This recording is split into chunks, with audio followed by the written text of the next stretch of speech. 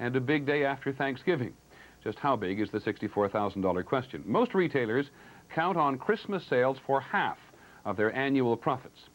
ABC's Bob Jamieson reports, however, that this year there was a lot of uncertainty behind the sales counters. Who are these women, and what has inspired this stampede?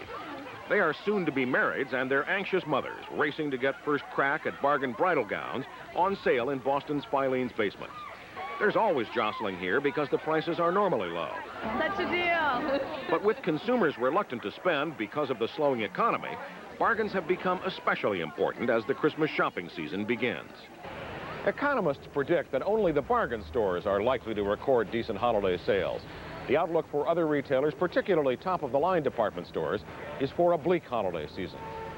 Consumers are nervous because of the recession, either underway or about to begin, higher energy prices, and the crisis in the Gulf. I'm concerned about the economy and the downswing in next year. I think you're going to be a little more conservative and watch this year, not overspend.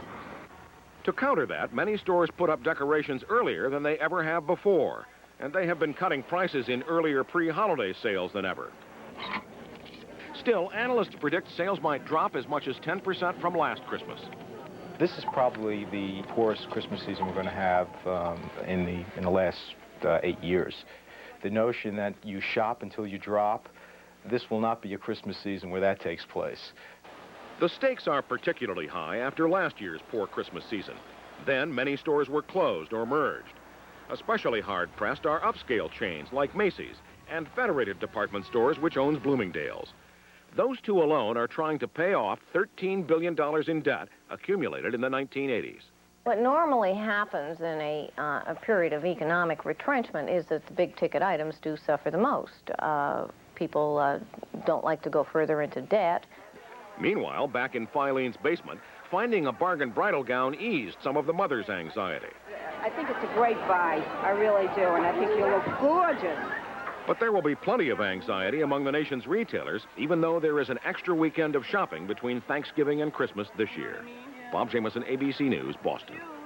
Something else to give retailers ulcers. The accounting firm of Ernst & Young said today that theft cost retailers $2.2 billion last year, and most of the thefts were inside jobs. The employees apparently stole 7 times as much as shoplifters. It was a short day on Wall Street. Power problems knocked out trading for nearly 2 hours this morning. By the close, the Dow Jones Industrials had lost a bit over 12 points to close at 25.27. Not many shares were traded. For the week, stocks lost 23 points.